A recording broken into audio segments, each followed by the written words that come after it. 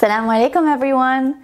It's been literally ages since I did any video on my YouTube and I'm really sorry, but I get easily carried away with anything that is not relevant, so let me get straight to the point. Today, inshallah, I want to share with you my story of how I became a Muslim. I am aware that I did upload it a few years ago and I rewatched it today and it's really embarrassing, by the way. I feel, first of all, at the time I still hadn't figured out my place, so it's very I feel I don't come across as very confident and I'm very slow with my words and I'm searching for words, etc. I had just converted at the time.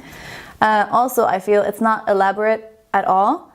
I think that's also because I was still on shaky grounds with my own self. So I feel now, I've been Muslim 7 years, and because you guys are always asking me to do a new and updated version of my story, inshallah today is that day and I'm so proud of myself for finally doing it. So here goes. I'm Estonian. I'm born and raised in Estonia. And those of you who don't know what is Estonia, it is a Baltic country. It's very tiny. We're only 1.3 million people and the Muslim percentage, I believe, is roughly around 0.04. So now there's of course way more converts, but back in the day when I converted, I didn't know anyone who was Muslim. So my entire journey starts when I am 14, but just to give you a rough background story, I was raised with no religion whatsoever. My parents never talked to me about life before birth or life after death or any afterlife or any beliefs or anything, and that's also because they don't necessarily practice anything as well.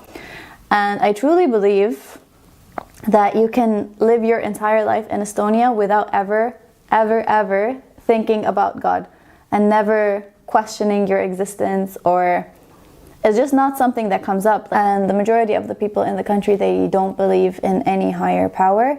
Some might be superstitious or spiritual, but not necessarily religious. No, it's not common to meet somebody who is religious.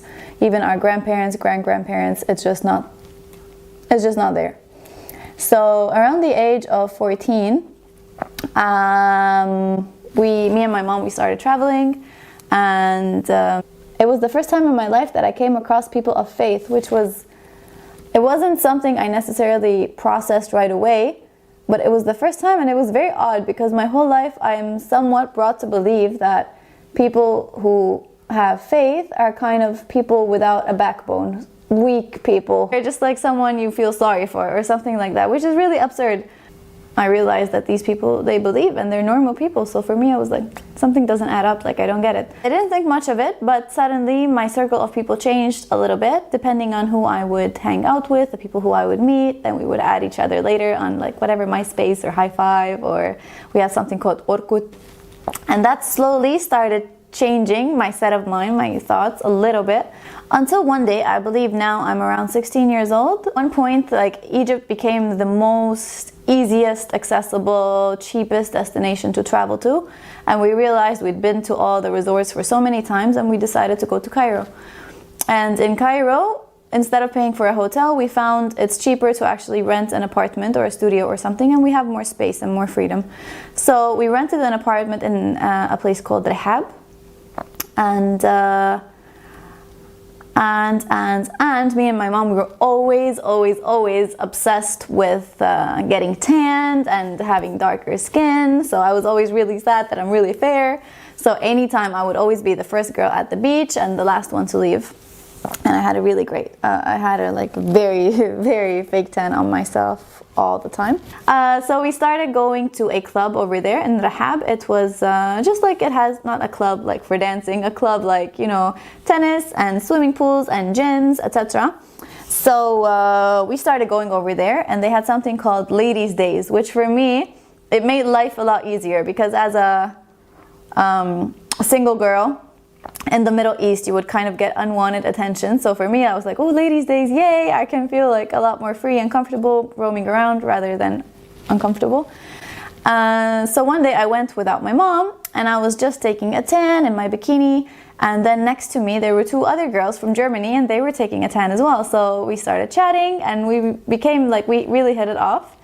It was Elizabeth and Annalise. I don't know if you guys remember me, but you're actually a part of my story, and I don't think you know that. So we hit it off, we started chatting and everything, and it turned out that they are German converts. It was the first time in my life that I heard about converts. I'm like, what is convert?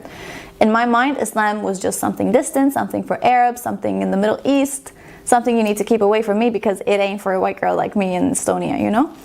And so I was like, okay, fine. And they just were talking about their life before and then how they found like true meaning in Islam. And I found that very interesting. That was it. I didn't think much of it. And then the ladies' time finished and we're getting dressed and they cover up all of themselves. And they cover up like really loosey clothes and hijab and everything. And especially with this girl Elizabeth, we hit it off really good. And she invited me over to her place and I went. I've always been like that. I'm very not spontaneous. I decide something in the moment, and if I'm convinced, I just go ahead with it and I don't second guess it. So I went to her house and she pulled on the entire prayer outfit and I was like, okay, this is the day I'm going to die. So actually I was really, really shocked. So because she's like this gorgeous woman and suddenly I see her doing all of these things. So it was really, really interesting for me. And kind of, it felt okay to take information from her because she's somebody who I could relate to. And she just gave me some children books about Islam, which I was like, okay, fine, and I took them. So that was it. I went back to my place and a few days later I traveled back to Estonia.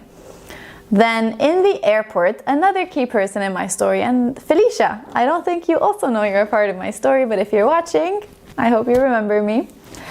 So we were in the Cairo airport and we are on our way back and we're flying with Czech Airlines and I have a transit and she also has a transit. Then she stood in front of me in the line. So of course I'm really nosy and I'm like, oh, what you doing? What's your name? How are you? And I see she's holding like an Arabic book and I'm like, what are you doing? And she said, oh, actually, my boyfriend's Muslim and I just want to know what he believes. And in my mind, I was like, okay, that's very like open-minded of you.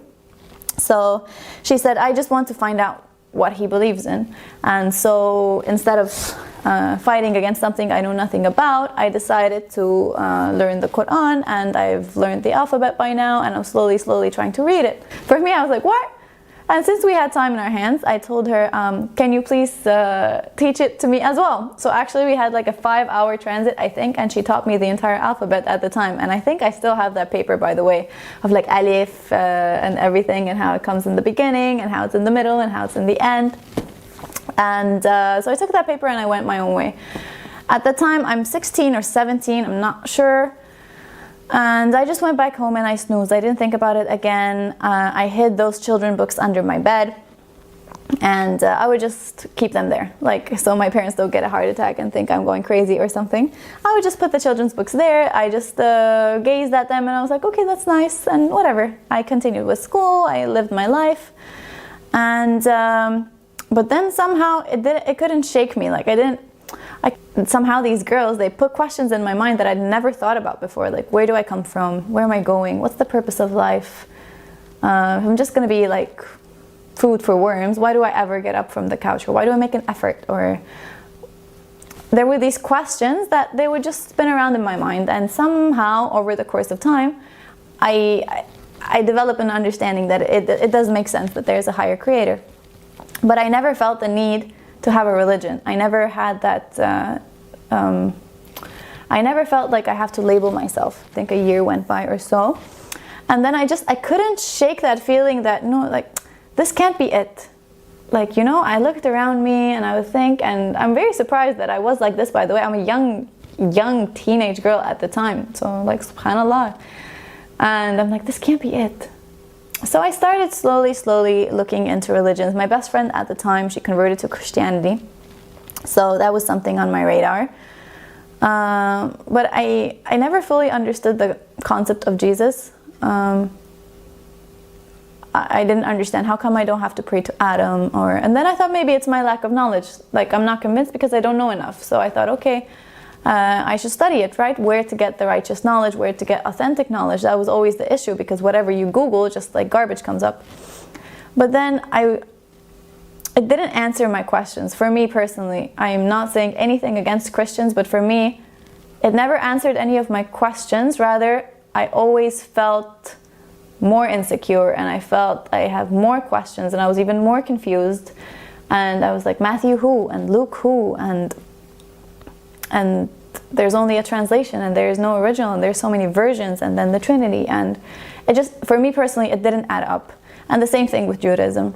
And every other religion that I ever saw out there believed in so many gods, and I didn't feel that that's for me. I felt like there has to be this one creator, and I'm convinced that I need to know. And honestly, like, believe it or not, when Christianity didn't work out for me, I was really bummed out. I was like, this was my chance, and now it's gone. And I wanted to believe. Now I don't have a religion. I don't have anything else out there. And like, I never actually seriously thought about Islam as looking at it as something I could convert to. And you know, like, it's really weird to say that now, but at the time I felt like Christianity would be such an easy way out and such an easy answer to all my questions. Like, yes, I would have to change, but not drastically. I could still eat the same way and dress the same way, and I would have found my path, but I can go to church like once a week. And that was a very naive way of thinking, but for me it just seemed to be like the last piece of the puzzle, and it seemed like life would have been so much easier if it could have just ended with that. Like, I found Christianity and that's it. My parents would have still been shocked. It's still taboo to convert to anything. Even if you convert to Judaism or Christianity or whatnot, anything, it would still be something weird that your family would be like, you crazy? So I remember one day in the end of high school, somehow on Google it came up that there's a small apartment in Estonia that has something to do with Muslims or something. So I asked my mom, like, can you drive me there? I just want to check it out. Like, what is this? And my mom was like so scared, because when I walked in, all like women in black were entering, and we'd never seen anything like that in Estonia. We'd never seen a woman with covered hair in Estonia before.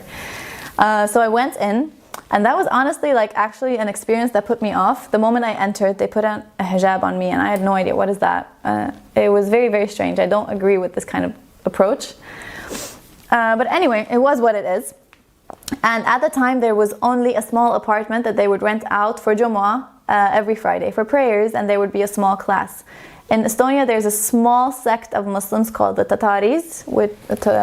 They originate from Russia. So their first language is Russian, which I can understand to a certain degree, but I cannot study religion in it, and I'm not fluent in it. And there was one girl, Amina, who spoke Estonian as well. So throughout the entire lecture, she would translate things to me, and I saw it actually pissed everyone else off a little bit, because they couldn't focus on what was being said, because someone was always like... But I did have a notebook, and I had a pencil, and I was very prepared. And I remember that was the day I learned the first thing ever that I actually knew about Islam, which was the hadith that if you see something wrong happening, you should forbid it with your hands, so by your actions. And if you cannot, then with your words. And if you cannot, then forbid it in your heart. And that's actually the first thing I ever learned about Islam, which is now a nice memory. But I wasn't captivated by this experience. They gave me some pamphlets and printouts, because at the time there were no books in Estonian. So I took those papers and everything, and I hid them under my bed. And so I kept them there again for a while. And every now and then I would read them and look into them.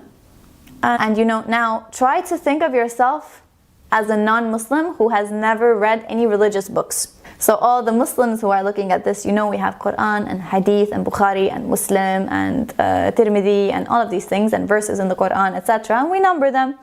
So when I opened those books, I had no idea how to read them, and I was so confused. The books were like a quote, and like thy, thouest, thy, Tirmidhi 7722, book 5, Baqarah 7742, colon, quote, another quote, two words, like, I was like, huh?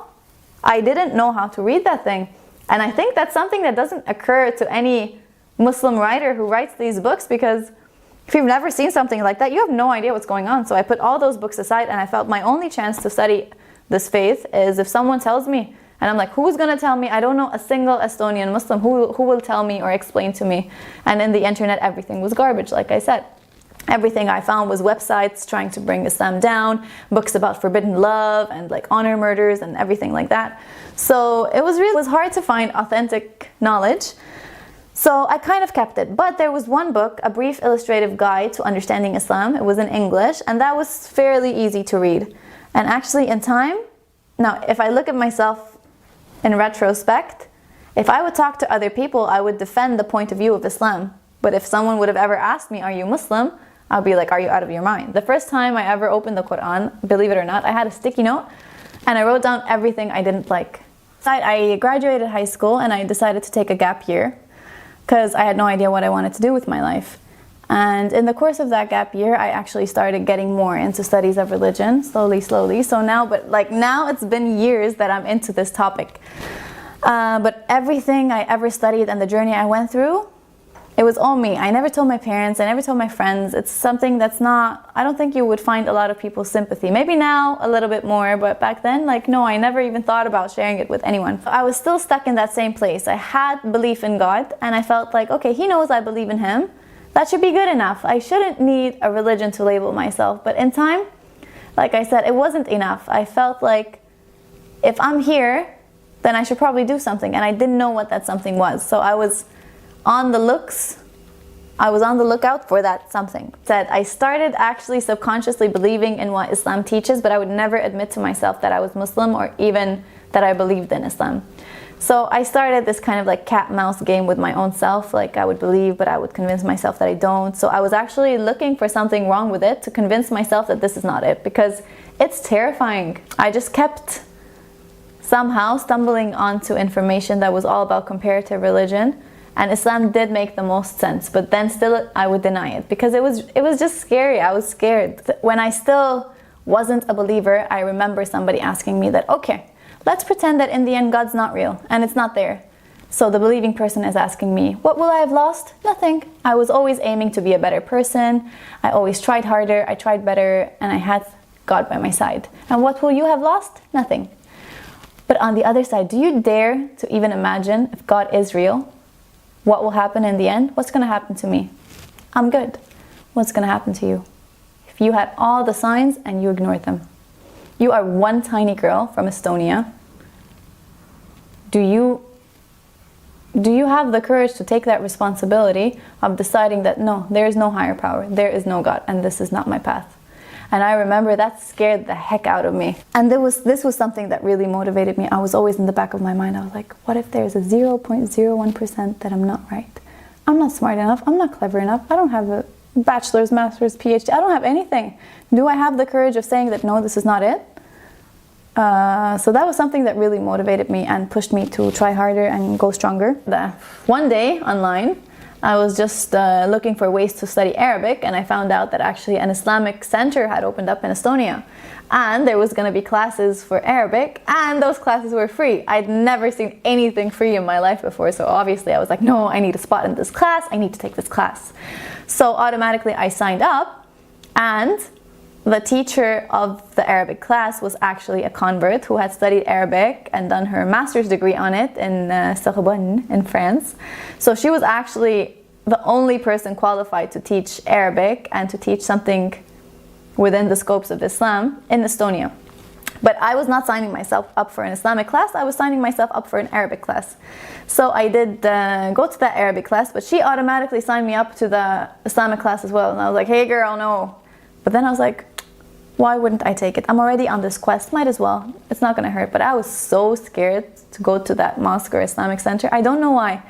I find that a lot of the converts who message me, they're also really, really scared to enter the mosque, and I don't know why that is, but it's just what it is. Okay. So I went, and it was the first time in my life I entered that classroom, and it was like 20 women exactly like me. Everyone had the same questions, like, where do I come from? Where do I go? What's my purpose in life? And I'd never seen that before, especially Estonian. So these girls actually became my friends for the next 2 years, my closest group of friends. And there was a girl as young as 15, and there was a woman who was like 55. And it was so diverse, but everyone united and connected by the exact same thing. So this was just mind-blowing. And it was the first time in a really long time I felt like I belonged somewhere. And the teacher, like, mashallah, she was amazing. I think a large part of my journey is because she was teaching as well as she did, and she really inspires me as a person, as a Muslim. So we sat down and she printed for us a book that we binded together ourselves. It was one part Estonian, one part how to pronounce it in Estonian, and one part the Arabic, and then a lot of tafsir in the bottom. So we sat down and we started with the Fatiha, and she taught it in a really good way. Like, she opened up everything to the last tiny detail, like Bismillah, bi ism Allah, by name God. And the tafsir of like 3 or 4 lines, so tafsir, i.e. the explanation of a few lines, would take us like 2 to 3 hours, and the time would go like that. And then we would listen to Ahmed al-Ajmi and hear how it's supposed to sound, and it was just a really nice class. Actually, the first day after the class, we closed the books. I was like, okay, nice.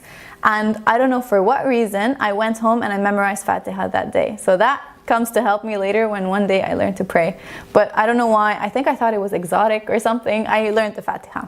But with every class that I kept going and I kept going and I kept going, I realized this is the only thing I'm waiting forward to my entire week. And I loved it. I loved it. It wasn't about let me see what they believe. It was about like, I can't wait to find out what else I believe in. It became about me, and it became about somehow your heart being so convinced that this is the truth. And I was actually a really annoying student. Like, I feel so bad for her, but I think now it makes me better in dealing with others about Islam, because I was really annoying with my questions. So I feel like there isn't many things you can ask me that I would be like, I don't know how to take this. Like, I'd be like, aha, okay. You say that there's an angel on both sides and the angels don't come to the bathroom. So what if I murder someone in the bathroom? It doesn't count. So I was like a really annoying student, and she was just like, Iren, stop. So actually being this annoying and trying to find something wrong with it was what actually affirmed my faith in the end. Trying to find something wrong with it actually led me down the path of true faith, because I discovered there's nothing wrong with it, subhanallah. So that was that. Every class was the best time of my life. I made great friends. I loved the lessons, and I internalized everything. I would go home. All I wanted to do was live and breathe Islam. But I didn't practice anything. Let's say this was my Quran. I was sitting there nicely, okay? It came time for prayer. Everybody would go, even the other new students, and then me. I was just like, I wait. And then everyone would come back from prayer break, and I was like, okay, let's continue studying the Quran now. So like, it didn't click. Believing and practicing, it didn't go hand in hand for me. I believed, but it was kind of still on the snooze button somewhere. So I started these classes in December 2010. So skip forward to April 2011. That's where we are now with my timeline. And I remember very clearly, it was the 10th of April 2011. And I had a pen pal called Matthew from Wales. And we were chatting for like quite a couple of years, I think. And we would just like play Yahtzee online and I don't know what. And I remember he was Christian, and I would always be like, he was one of those people I was like, really, Christian? And you're normal? That's interesting. You believe? Nice. So he was one of those people that in the beginning of my journey, I was convinced that, wow, people of religion can be normal people. I was very surprised. And we would chat and play and like whatever, just we're kids. And so one day he stopped responding to my messages, and I've never met him, obviously. We just chat and play games online. And he didn't respond. And then I texted him like, what's wrong? What's this? What's that? And then I go on his Facebook profile, and I remember it's the 10th of April because it's my mom's birthday. And I'm sitting in the living room floor, and I go on his Facebook, and I watch his entire Facebook feed, and everyone is leaving, rest in peace, rest in peace, rest in peace, Matthew. And I was like, what? Okay, I have to say this now. I'd never dealt with death in my life until that point. Like, alhamdulillah, I was lucky enough. Nobody in my life died until that point. I didn't know how to deal with it. And honestly, I freaked out. And I remember I went like caps lock and everything. And I was like, what is wrong with you people? And like, how can you do this? How can you say this? This is such a sick joke. And I don't know what. And I was crying. And my mom was seeing me crying. My mom's like, oh my God, what happened? I didn't get it. I didn't get it at all. And the first instinct I had was that I have to pray for him. And then my second instinct was, I don't know how to pray. So I remember that from the Quran classes I'm currently attending in the Islamic Center, they gave me like a booklet on how to pray. I opened the booklet up. Okay, I was like, whew, okay, I'm going to be the first Muslim who does not know how to pray. I'm the first Muslim who couldn't pray. So I was like, okay, what do I remember? What do I remember? Okay, wudu, you have to clean yourself. At the time, I still had fake nails, long gel nails, and I remember that you can't do wudu, you can't clean yourself for prayer if you have fake nails. And I was like, okay, dear God, sorry, nails, what to do? So I googled how to do it, and I was following the instructions, like how to wash, okay. Then like what? Okay, I know we have to cover. Okay, I had like a towel on my head and a robe, and so okay, I cut the book into sheets and papers, and I put them all around me in a half a circle, and I was praying to God that my mom doesn't come in my room, because if my mom sees me like bowing down somewhere, it's gonna be the end of me. So I put all of it around, and I'm still crying, and okay, what? And you know how standing is one position, ruku', so like half bow is second position, sujood, prostrating is the third position. So the book says, like, let's say, Isha prayer, 1 2 2 3 3 4 4 1 1 2 2 2 2, and I was just like, what? I'm gonna be the first Muslim who cannot pray. And okay, so I try and I look and I saw a video. Okay, okay, I got this. So I start. And okay, I read from every single page that's around me. Ashwat, and now I remember I already know Fatiha. So that was the easy part for me. For everything else, I had no idea what's happening. I was like, Ashwat, okay, Bismillah. Okay, and I did it. And my first prayer took me, can you believe it or not, 25 minutes. But somehow it felt like that. It felt like the quickest prayer in my life. So that was it. I went back to my computer and I found that Matthew's dad had messaged me and said that Matthew was born with an illness called cystic fibrosis, and they knew from a very young age that he is going to die young. And like I told you before in the story, if I have an instinct and I believe it's the right thing to do, I will do it, and I will not think twice. I booked a plane ticket. I told my mom I need to go. And my mom's always been like this in my life. That's why I love her. Unfortunately, I know I'm never gonna be like that with my own kid. But whenever she saw that I'm convinced with something, she trusted me enough to let me do it if I felt it's the right thing to do. So I went. I arrived like 2 a.m. in the middle of Wales. Never been to Wales. I'm a teenager at the time. I arrived to Wales. It's dark. It's 2 a.m. Never seen Matthew. Never seen his family. Someone is gonna pick me up who's not even from his family. But I did it. For some reason, I had such a strong inclination in my heart that I have to do this. And I arrived, and his family welcomed me like my own. They took me in, and I felt like I'm a celebrity when I arrived there. Everybody knew who I was. There was like 200-300 people, and they all knew who I was. And I was like, oh my God, you're Alain. Oh my God, and I was like, what is happening? And the first time that I ever met Matthew was when he was in his casket. You know, they do open casket funerals, and they asked me if I need a time or like a moment with him on my own. And they just left me in a room with Matthew's dead body in a casket. And that was the most surreal moment in my entire life.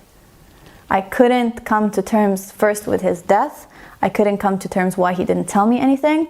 Because the last message that he ever sent me was that I need to tell you something. I was a young girl who didn't know how to cope. I had no idea what's happening or what's going on.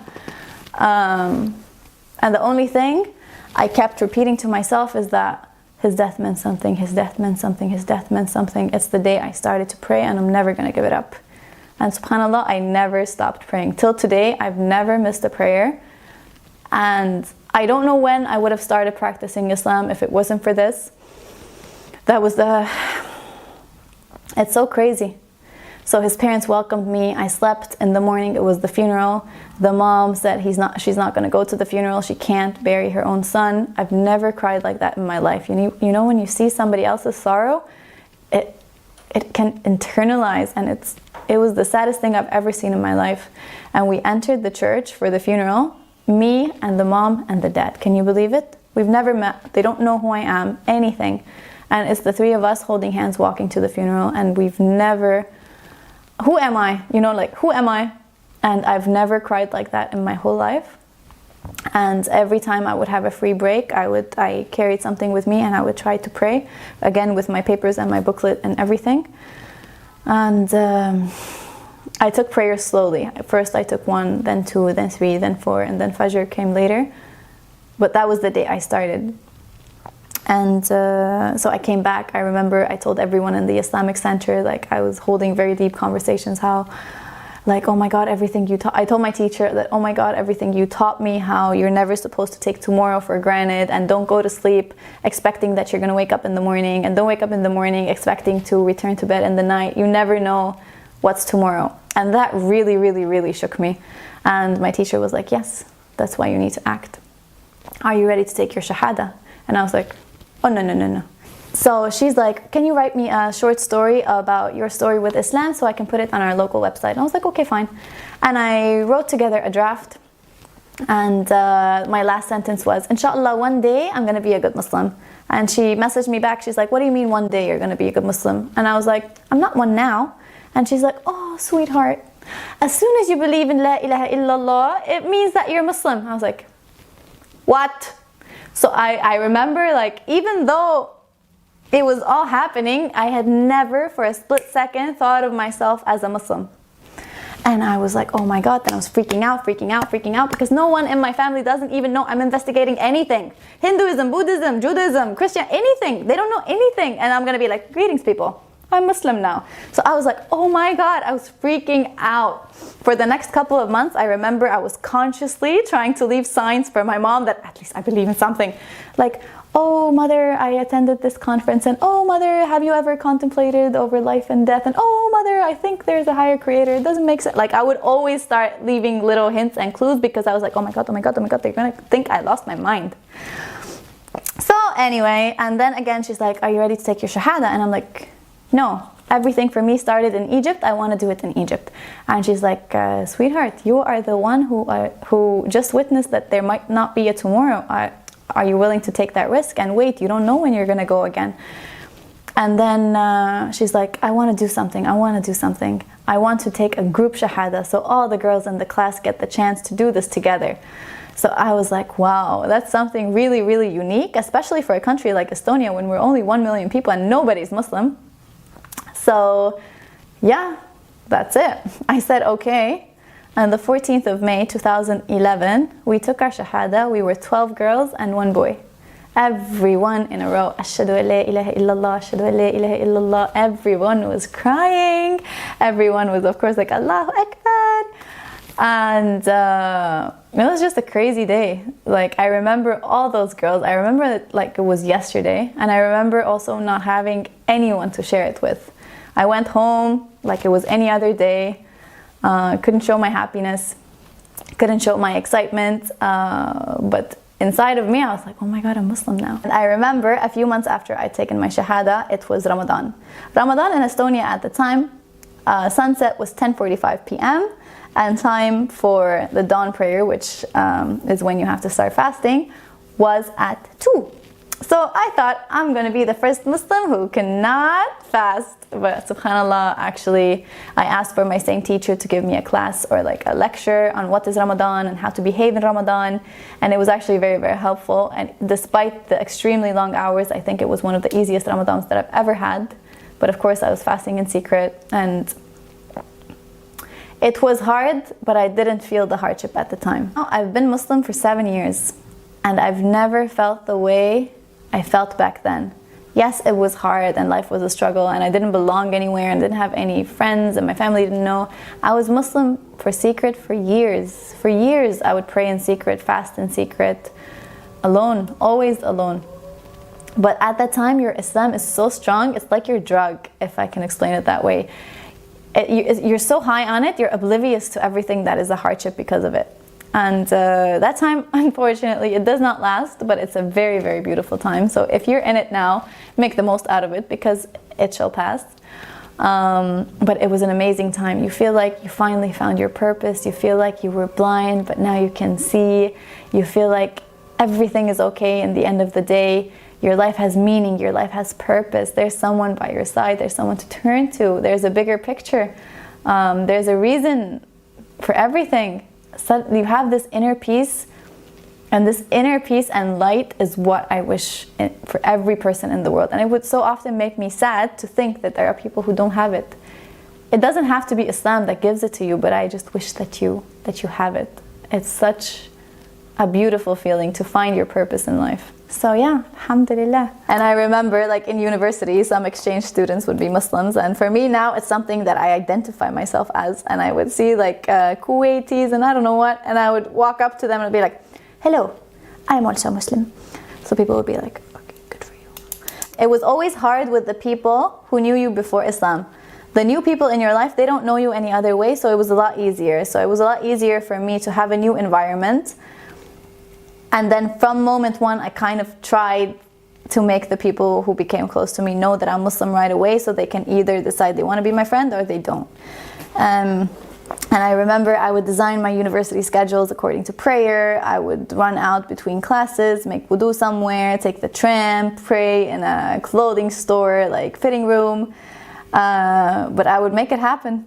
In this time, you're oblivious to the hardship kind of, because you're just so happy and so blessed and so excited to be Muslim. Alhamdulillah, God makes the hardship kind of fade away. Hardship comes after, because we all know we're going to be tested with that which we love most, and if God grants you such an amazing gift, of course He will make sure that you earn it and deserve it. I finished university, I studied to be an English teacher, and I realized if I want to make it for myself, I cannot stay where I am. A teacher salary is too low. I'm not married, my family is not Muslim. I have to provide for myself and I can't do it here. How am I ever going to have a community? How am I ever going to feel like I belong? How am I ever going to wear the hijab? All of these questions in my life. So I was determined to change my life, and I did, but it came at a price. And it was, to get to where I am today was the most difficult, it was the most difficult journey I've ever embarked in my life. I ended up in Ghana, in Singapore, in Morocco, in Holland, till I finally reached Qatar, where I live now, and we're happily married, alhamdulillah. That was such a roller coaster, and it's a completely different story. So inshallah, I will share that with you in episode 2. And but yes, truly, Islam is the best thing that ever happened to me, and I'm still so shocked till today that God chose me out of all the people in the world. And it is a blessing, and inshallah we never take it for granted. And I hope you liked my story, and I hope you found something beneficial in it. And yeah, wishing you lots of peace and love, and see you soon. Bye. Assalamu alaikum. Mwah.